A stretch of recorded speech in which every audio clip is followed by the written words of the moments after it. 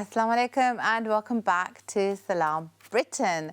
Now, on today's show, we are honoured to welcome someone whose work has been instrumental in rethinking how we approach knowledge, religion and society. Professor Syed Farid Alatas joins us today all the way from National University of Singapore, where he teaches sociology. Over the years, he's been deeply engaged in conversations around decolonizing knowledge, the sociology of Islam and the relevance of classical thinkers like Ibn Khaldun in today's world.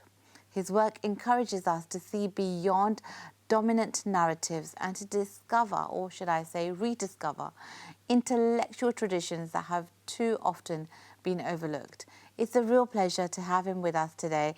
Assalamu alaikum, Professor Farid. How are you today? Alaikum salam. Thank you very much. Well, thank you. Well, it's such a pleasure to have you with us today because, as I spoke just before the show went live, is sociology such an important subject for adults and youth alike? But it seems to be an area or a subject, you know, dare I say, that's often neglected in our community, and not the subject that's the first pick of the choice for our youth. And I know that because I did sociology as an A-level.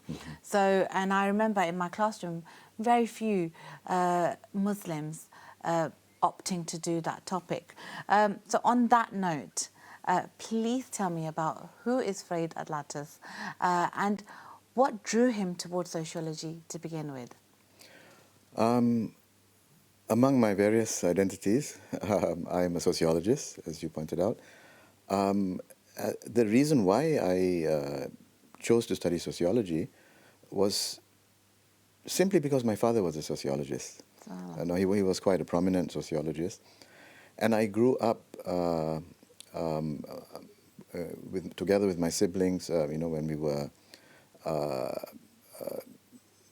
we were very young, even before we became teenagers, but certainly when we were teenagers, conversations around dinner table would be very sociological. Okay, that's great. So it's something, thinking in a sociological manner is something that came quite naturally to me, during my upbringing. Yeah. But more importantly, the issues that we discussed at home were, I felt, very important, and it gave us a way of thinking that was quite different from what we got from school. Yeah, quite thought-provoking. Yes. For example, when I was 10 years old, my father published a book on Thomas Stamford Raffles, who was the British colonial founder of Singapore. Okay. The founder of colonial Singapore, we could say, in 1819. Now, the interesting thing is, in Singapore, during those days, and even now, to a great extent, this colonial officer is given an iconic status. He's almost seen as a hero. Yeah. Singapore might be one of the last ex-colonies that continues to give such a place to the colonial founder. So my father's work, the book was entitled Thomas Stamford Raffles, Schemer or Reformer. And he debunks the idea that Raffles was a great person. Yeah. He talked about Raffles' attitude towards the natives, Raffles as an architect of racism, and so on and so forth. Wow. Yeah. So these ideas really influenced me, and I thought it was just natural for me to think about becoming a social scientist, and within the social sciences to choose sociology. What a empowering and yet challenging environment to grow up in, mashallah. Sounds amazing. So talking a little bit about your work, right?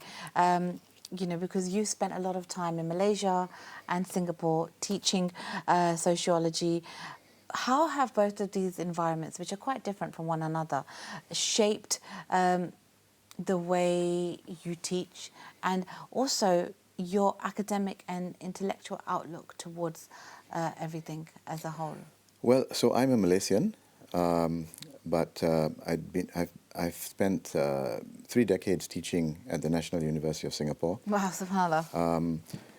So both environments, I think, have had an influence on me. National University of Singapore is one of the top-ranking universities in the world. It's very efficient. Yeah.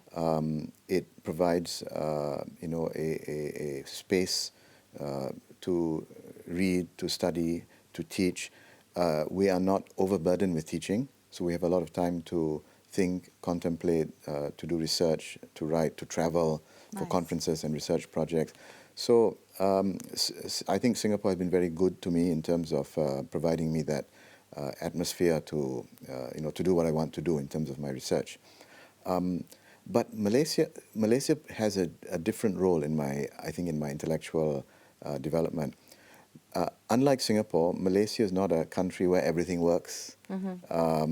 Malaysians have a decent standard of living, but there are many problems. There are problems of efficiency, there's inefficiency, there is a lack of a maintenance mentality in the development of the country. We have problems in the areas of political corruption, bureaucratic corruption. So there are many issues. As a result, I think the population, the people in Malaysia in general, feel that they have a stake in the country. They want the country to improve. They want problems to be solved. Yeah. So I think among Malaysians, including those who are not in the universities, there is a reading public and an interested public that is concerned about the direction the country is taking.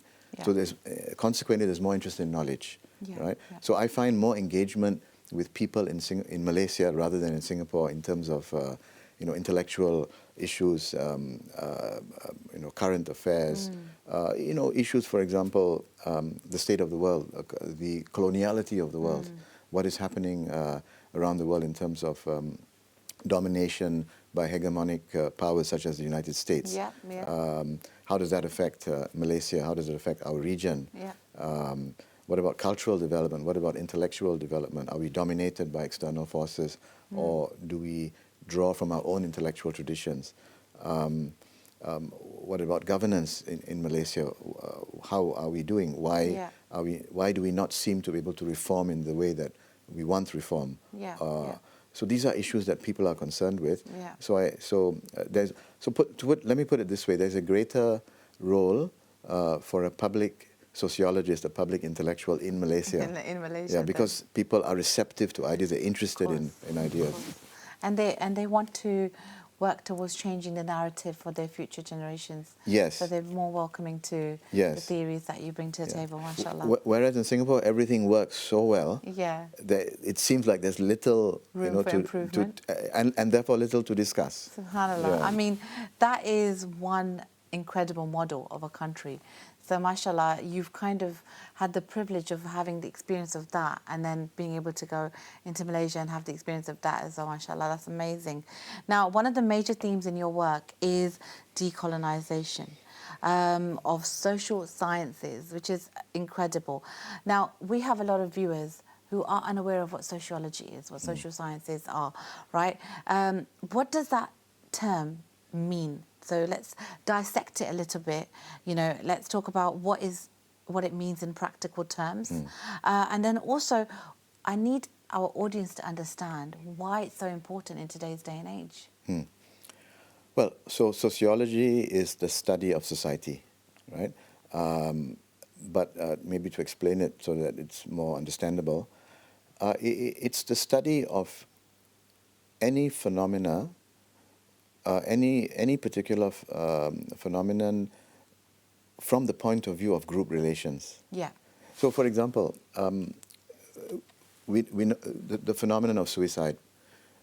People commit suicide, but we usually understand suicide as a psychological in a psychological dimension, yes, right? Yeah, like a mental health related. Exactly, and that is true. There's definitely that, but there's also a sociological angle. Yeah. People may commit suicide if there is an inclination to end one's life. Yeah. It may be influenced also by the way in which the person is integrated into a group. Right. Right. So you have a kind of a suicide where the rate of suicide goes up during holidays. Why? Because people during holidays may experience loneliness in a way that they don't when it's not holiday time. Yeah, you know, when you see other people getting together with friends and relatives, and you don't have that kind of network, you don't have that kind, you're not integrated in that way. That feels worse during holidays. Yeah, that social integration. Yeah, so we're not denying the mental health aspect of it, but there's also the group aspect. Yeah. To what extent? Sometimes you may commit suicide because you are so tightly integrated into a group. You feel one with the group, Yeah. right? And if the group has a leader who persuades people that committing suicide, will fulfill a certain cause. You have religious cults where, the famous case of, if I remember correctly, Jones in Guyana, Jonestown, Guyana, was a religious cult, and he was able to persuade people to, the group to drink poison and kill themselves. So sometimes you may commit suicide because you are so tightly integrated into a group, or the opposite, you are relatively, isolated from a group. Yeah. So this is what we mean by sociology. Yeah. Okay, amazing. I mean, obviously, our viewers will probably definitely resonate with one sociology term or notion, which is feminism. Okay, we learned about feminism when I was doing sociology A level, but that is just the small element of what sociology really is, or Marxism. But actually, there's such a big, wide world out there, and a world where our own Muslim sociologists have shaped many theories. Now, obviously, this is a topic that is quite sensitive as well, because we're talking about areas that can impact our mental health as well. So if there's anyone that is seeking support, whether it's emotional or, mental health related, please do seek advice from your doctors or your local medics. Otherwise, there are many services available online that you can have a look at and give them a call. Now, we're going to go on to my next question for you, which is your book, Academic Dependency. Now, how do you see this? You've written about academic dependency.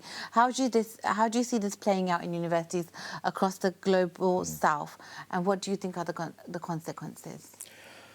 Right. So by academic dependency, I mean the reliance, the dependence of scholars and thinkers on knowledge from the West. It's very important for us to learn from any civilization. Yes. The problem in the world today is that it is Western academia that is globalized. Yeah. And most of the time, it results or has resulted in the marginalization of other intellectual traditions. So in the Muslim world, for example, Muslim intellectual traditions are peripheralized or marginalized. So if we study sociology, anthropology, history, geography, any of the disciplines, we would be studying mainly the Anglo-Saxon or European canon. That is the problem. Yeah. So we tend to look at the world through the eyes of the Europeans or the West. And we have to realize that the global South had been colonized for 500 years. We have gone through 500 years of colonization, so our minds have been also colonized for that long. So there's a need to to know our own intellectual traditions. I mean, it's interesting you say that, because that is definitely something that we can really echo here on Salam Britain, because we do feel that not just in sociology, but across many subjects and many areas, that we're not really learning about the Islamic or Muslim successes, but more the Western theories and the Western narratives. And it's really important for us to identify here or highlight here that in parts of the world like Malaysia and Indonesia, it was the good character of Muslim merchants that helped facilitate the spread of Islam. So from your research, Brother Farid, and your perspective, how would you describe the social manners and ethics of Muslims, Muslim societies in this modern era, particularly in terms of community relations and openness to others? Okay, that's a very complex question. Are you speaking about my part of the world or in general? I mean, generally, the global ummah, you know, Yeah. where we have Muslims residing in Muslim countries, and we also have Muslims residing in non-Muslim countries like the UK, for example. Yeah. Because what you said previously really echoes into all of this quite a lot. I mean, there's so many ways to discuss that. Let me just look at focus on one aspect. Yeah. I think we could say that Muslims have a level of transnational solidarity in terms of how they think of themselves, their identity, in terms of their feelings, in terms of their emotions, perhaps more than most other religions. Yeah. So that, I think, is a very important point. There's this idea of the ummah. Yeah. The ummah. But we also feel the relative impotence of our leaders. And I'm speaking about the Muslim world. Yep, and I agree with you. And all of which, are in the global south. And we see that when we see international events. We see the war in Gaza, the war between Israel and Iran, and events, things that happened before, the invasion of Iraq, of Afghanistan by the US. Yep. We see the utter impotence of our governments to be able to come together in the spirit, of the ummah to solve problems. And if we look at the Muslim world, they control so much resources and they have leverage, in terms of their investments in Europe and America, in terms of how much they buy from the Europeans and the Americans. There's much they can do to leverage that economic power in order to be a force in world politics, in international relations, to prevent or to solve these problems that are affecting the lives of hundreds of thousands and millions of Muslims, actually. But they're not using that leverage. So on the other hand, the Muslim population, the Muslim citizens want what is good. They want peace in the world. They want what is good for their fellow Muslims, but there is a misalignment between the desires of the ummah and the interest of our leaders, unfortunately. Yeah. I mean, our global leaders as a whole do a lot of decision making, but we do notice that there's some prominent leaders that seem to be paving the path. What would our advice be to our Muslim leaders to kind of take the sociology element of things into play in terms of their own intellectual abilities? I think our advice, part of the advice would be that the leader should want to go down in history as a great person. Inshallah. History remembers only the great and the notorious. Yeah. Right? So the leaders have to choose what they want to be. Yeah. And they should feel that that they want to achieve excellence. They should be driven by an ideal of excellence. Look at the great leaders of the past in the Muslim world, whether in the modern period or the pre-modern period. Aspire to be like them. And be willing to sacrifice short-term gains for long-term well-being and unity. Inshallah. That's great advice, and I really hope that it's taken on board and paid heed to. Now, of all the research projects and books you've worked on, there's so many, mashallah. Is there one that stands out especially for you and is closest to your heart? That's like asking, which of your 3 children you love the most. I mean, you know the answer to that question too, but you're just not going to say it on live TV. No. I think, I love my children equally, I should say, but in different ways. So, but, maybe one book that I'd like to mention is a book called Applying Ibn Khaldun. This is a book that I wrote in which I tried to not just understand what Ibn Khaldun said, but also to apply his ideas to understand both historical as well as contemporary realities. Yeah. And I think it's maybe one of the very few attempts among scholars around the world to not just understand Ibn Khaldun, but also to apply his ideas. Yeah, to modern sociology. Yes, that's right. Yeah. I mean, do you see that book as something that could be a pivotal deal breaker or game changer in the education sector? I think it would be part of a larger effort to decolonize knowledge. Where in Britain there's a lot of discussion on decolonizing the curriculum.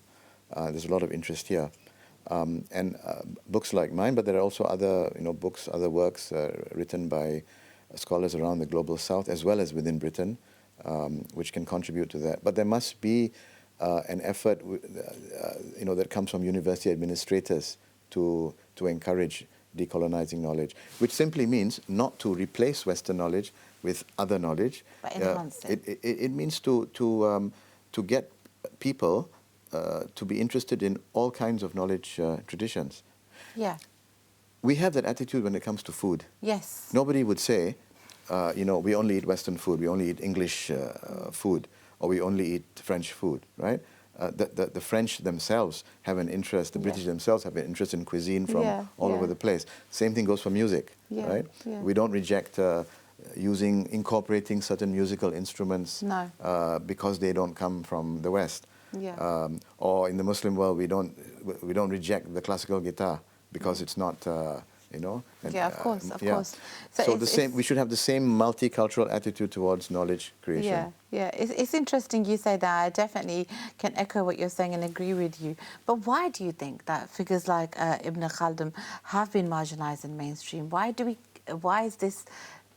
this notion even exist when we are so accepting, as you mentioned yourself, in so many other areas of the globe, different cultures and different theories, ideas, innovations?